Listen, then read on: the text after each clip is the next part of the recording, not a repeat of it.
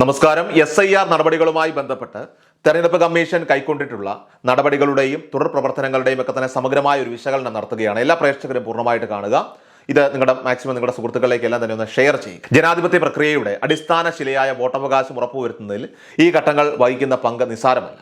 നിലവിലെ സാഹചര്യത്തിൽ ഈ നടപടികളുടെ ഓരോ ഘട്ടത്തെക്കുറിച്ചും ഓരോ പൗരനും വ്യക്തമായ ധാരണ ഉണ്ടായിരിക്കേണ്ടത് അനിവാര്യമാണ്. അതുകൊണ്ട് തന്നെ വരുന്ന ദിവസങ്ങളിൽ തീർച്ചയായിട്ടും തെരഞ്ഞെടുപ്പ് കമ്മീഷൻ പുറത്തിറക്കുന്ന നിർദ്ദേശങ്ങളെ കൃത്യമായി പിന്തുടരുന്നതിനും അവകാശങ്ങൾ നിഷേധിക്കപ്പെടുന്നുണ്ടെങ്കിൽ അത് കൃത്യമായി ഉചിതമായ നിയമപരമായിട്ടുള്ള പ്രതിവിധികൾ നിങ്ങൾ തേടുന്നതിനും ഈ വിവരങ്ങൾ നിങ്ങൾക്ക് സഹായകമാകും. നമ്മുടെ വോട്ടർമാർ നേരിടുന്ന ഏറ്റവും പ്രധാനപ്പെട്ട വെല്ലുവിളികളിലെ ഒന്ന് രേഖകളിലെ അപാകതകളാണ്.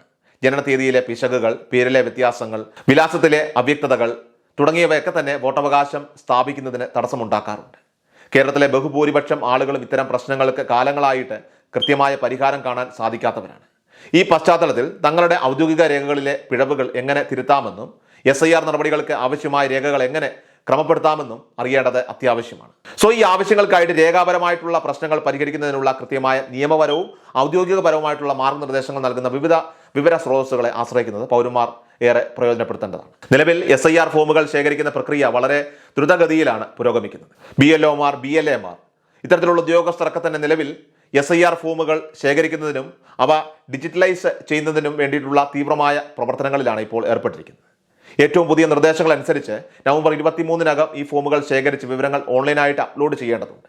ഈ വേഗത്തിലുള്ള പ്രവർത്തനങ്ങൾ പൂർത്തിയാക്കുന്നതിനായിട്ട് കളക്ഷൻ സെന്ററുകളിലും മറ്റും BLAമാർക്ക് പുറമെ വോളണ്ടിയർമാരെ കൂടി നിയമിക്കാനുള്ള തെരഞ്ഞെടുപ്പ് കമ്മീഷന്റെ തീരുമാനം ഇതിന്റെ അടിയന്തര സ്വഭാവം വ്യക്തമാക്കുന്നു. സംസ്ഥാനത്ത് നടക്കാനിരിക്കുന്ന ത്രിതല പഞ്ചായത്ത് തെരഞ്ഞെടുപ്പിന്റെ പശ്ചാത്തലത്തിൽ ഇത്രയും കുറഞ്ഞ സമയപരിധിക്കുള്ളിൽ ഈ ബൃഹത്തായ നടപടികൾ പൂർത്തിയാക്കേണ്ടി വരുന്നത് രാഷ്ട്രീയ പാർട്ടികളിലും ഉദ്യോഗസ്ഥരിലും ചില ആശങ്കകൾ സൃഷ്ടിച്ചിട്ടുണ്ട്. പലയിടങ്ങളിലും ഫോം പൂരിപ്പിച്ചതിലെ അപാകതകൾ പരിഗണിക്കാതെ മാപ്പിംഗ് പൂർത്തിയാക്കാൻ ഉദ്യോഗസ്ഥ തലങ്ങളിൽ നിന്ന് അനൌദ്യോഗിക നിർദ്ദേശങ്ങൾ വരുന്നുവെന്ന വാർത്തകൾ സാധാരണ വോട്ടർമാർക്കിടയിൽ വലിയ ഭയം ജനിപ്പിച്ചിട്ടുണ്ട്. ഈ പശ്ചാത്തലത്തിൽ ഓരോ വോട്ടറും സ്വയം ബോധവൽക്കരണം നടത്തുകയും BLO അല്ലെങ്കിൽ BLAമാരെ മാത്രം ആശ്രയിക്കാതെ നിയമപരമായിട്ടുള്ള തുടർ നടപടികളെക്കുറിച്ച് വ്യക്തമായ ധാരണ നേടുകയും ചെയ്യേണ്ടത് അത്യാവശ്യമാണ്. SIR ഫോമുകൾ ഡിജിറ്റലൈസ് ചെയ്യുന്ന പ്രക്രിയയിൽ കൃത്യത ഉറപ്പാക്കേണ്ടത് വോട്ടർമാരുടെ ഒരു ഉത്തരവാദിത്തമാണെന്ന് ഓർമ്മിപ്പിക്കുകയാണ്. ഉദ്യോഗസ്ഥർ ഫോമുകളിലെ QR കോഡ് സ്കാൻ ചെയ്യുന്നതിലൂടെ നിലവിലെ ഡാറ്റാബേസിൽ ലഭ്യമായ വിവരങ്ങൾ സ്വയമേവ സോഫ്റ്റ്വെയർ പ്ലാറ്റ്ഫോമിലേക്ക് വരും. തുടർന്ന് വോട്ടർ നൽകിയിട്ടുള്ള ബന്ധുവിന്റെ, അതായത് മാതാവ്, പിതാവ്, മുത്തശ്ശൻ, മുത്തശ്ശി ഇവരുടെയൊക്കെ പേരുകൾ, അതുപോലെ തന്നെ ബൂത്ത് നമ്പർ, നിയോജക മണ്ഡലം നമ്പർ, സീരിയൽ നമ്പർ തുടങ്ങിയ നിർണായക വിവരങ്ങൾ എൻ്റർ ചെയ്യുന്നതോടെ ബന്ധുവിന്റെ വിവരങ്ങളും ഒക്കെ തന്നെ ലഭ്യമാകും. ഈ വിവരങ്ങൾ പരസ്പരം മാപ്പിംഗ് ചെയ്ത് കൃത്യത ഉറപ്പാക്കുകയാണ് BLOമാർ ചെയ്യുന്നത്. ഓരോ ഫോം മാപ്പിങ്ങിനും അനുവദിച്ചിട്ടുള്ള സമയം വളരെ കുറവായതിനാൽ തന്നെ ഡാറ്റയിൽ ചെറിയ അപാകതകൾ ഉണ്ടായാൽ പോലും അത് നിരസിക്കപ്പെടാനായിട്ട്, റിജക്റ്റ് ആകാനായിട്ട് സാധ്യതയുണ്ട്. ഈ ഒരു ഡിജിറ്റൽ മാപ്പിംഗ് പ്രക്രിയ വിജയകരമായി പൂർത്തിയാക്കിയ വ്യക്തികളുടെ പേരുകൾ ഉൾക്കൊള്ളിച്ചുകൊണ്ടാണ് 2025 ഡിസംബർ 9 കരട് വോട്ടർ പട്ടിക പ്രസിദ്ധീകരിക്കുന്നത്. ഈ തീയതിക്ക് വോട്ടർമാരുടെ അവകാശങ്ങൾ സംബന്ധിച്ച കാര്യത്തിൽ ഒരു നിർണായകമായ പ്രാധാന്യമാണുള്ളത്. 2025 ഡിസംബർ 9 പ്രസിദ്ധീകരിക്കുന്ന കരട് വോട്ടർ പട്ടികയിൽ പേര് ഉൾപ്പെടാത്ത സാഹചര്യം ഉണ്ടായാൽ അതിന് പ്രധാനമായി രണ്ട് നിയമപരമായിട്ടുള്ള കാരണങ്ങളായിരിക്കും ഉണ്ടാവുക. ഒന്നാമതായിട്ട് ഫോം പൂരിപ്പിച്ചതിലെ അക്ഷരത്തെറ്റുകൾ, ജനനതീയതിയിലെ പിശകുകൾ, രേഖകളിലെ മറ്റ് അപാകതകൾ എന്നിവ കാരണം മാപ്പിംഗ് പ്രക്രിയ പരാജയപ്പെടുകയും ഫോം നിരസിക്കപ്പെടുകയും ചെയ്യാം. ഇനി രണ്ടാമതായിട്ട് 2002 വോട്ടർ പട്ടികയിൽ നിങ്ങളുടെ മാതാപിതാക്കളുടെയോ അല്ലെങ്കിൽ മാതൃപിതൃ മാതാപിതാക്കളെയോ ഉൾപ്പെടുത്തി വിവരങ്ങൾ മാപ്പ് ചെയ്യാൻ നിങ്ങൾക്ക് സാധിക്കാതെ വരും. 2002 വോട്ടർ പട്ടികയിൽ ബന്ധുക്കളുടെ പേര് ഇല്ലാതിരുന്ന സാഹചര്യത്തിൽ ഈ രണ്ടാമത്തെ വിഭാഗത്തിൽപ്പെടുന്നതാണ്. ഇത്തരത്തിൽ ഈ രണ്ട് കാറ്റഗറിയിൽ ഉൾപ്പെടുന്ന ആളുകൾക്കാണ് തങ്ങളുടെ വോട്ടവകാശം സംരക്ഷിക്കുന്നതിനായിട്ട് തുടർ നടപടികൾ സ്വീകരിക്കേണ്ടത്.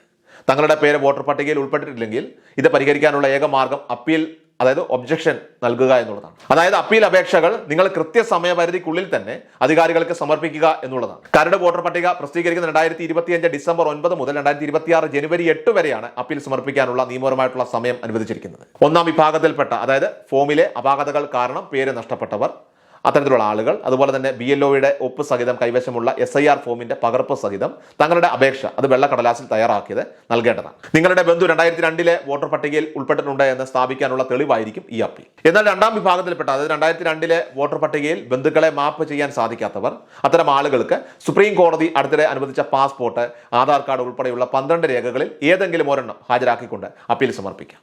അപ്പീൽ ഫോമുകൾ എവിടെയാണ് സമർപ്പിക്കേണ്ടത് എന്നതിനെക്കുറിച്ചുള്ള കൃത്യമായ നിർദ്ദേശങ്ങൾ ഡിസംബർ 9 ശേഷം തെരഞ്ഞെടുപ്പ് കമ്മീഷൻ പുറത്തിറക്കുന്നതാണ്. ഈ സമയപരിധിക്കുള്ളിൽ അപ്പീൽ സമർപ്പിക്കാത്തവർക്ക് വോട്ടവകാശം നഷ്ടപ്പെടാനുള്ള സാധ്യതയുണ്ട്. വോട്ടർമാർ നൽകുന്ന അപ്പീലുകൾ അധികാരികൾ ശേഖരിച്ച ശേഷം അവർക്ക് ഹിയറിംഗിനായിട്ട് നോട്ടീസ് നൽകുന്നതാണ്. 2025 ഡിസംബർ 9 മുതൽ 2026 ജനുവരി 31 വരെയാണ് ഹിയറിംഗിനുള്ള നടപടിക്രമങ്ങൾ പൂർത്തിയാക്കേണ്ട സമയം.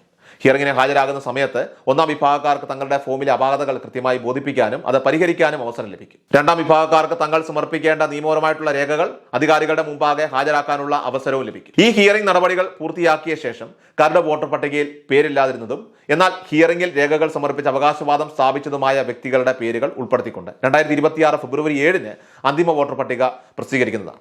അന്തിമ വോട്ടർ പട്ടികയിലും പേര് ഉൾപ്പെട്ടിട്ടില്ലെങ്കിൽ പൗരന്മാർക്ക് ജില്ലാ മജിസ്ട്രേറ്റ്, സംസ്ഥാന തെരഞ്ഞെടുപ്പ് കമ്മീഷൻ തുടങ്ങിയ ഉന്നത തലങ്ങളിൽ അപ്പീൽ ബോധിപ്പിക്കാനുള്ള നിയമപരമായിട്ടുള്ള സാധ്യതകൾ നിലനിൽക്കുന്നുണ്ട്. അതിനാൽ തന്നെ പുറത്തു നടക്കുന്ന വിവാദങ്ങൾക്കിടയിലും പൗരന്മാർ നിയമപരമായിട്ടുള്ള ഈ നടപടിക്രമങ്ങൾ കൃത്യമായിട്ട് പിന്തുടരേണ്ടതാണ്. വളരെ പ്രധാനപ്പെട്ട ഈ അപ്ഡേറ്റ് നിങ്ങളുടെ സുഹൃത്തുക്കളിലേക്ക് മാക്സിമം ഒന്ന് ഷെയർ ചെയ്ത് നൽകുക. കൃഷാൽ മീഡിയ എല്ലാ ദിവസവും വാർത്തകളും അറിയിപ്പുകളും ഡെയിലി അപ്ഡേറ്റ്സും ലഭിക്കാൻ ഇപ്പോൾ തന്നെ ചാനൽ സബ്സ്ക്രൈബ് ചെയ്യുക, ഫോളോ ചെയ്യുക, നിങ്ങളുടെ ലൈക്കും ഷെയർ നൽകി ഞങ്ങളെ സപ്പോർട്ട് ചെയ്യുക. നിങ്ങളുടെ അഭിപ്രായങ്ങൾ കമന്റ് ബോക്സിൽ രേഖപ്പെടുത്തുക.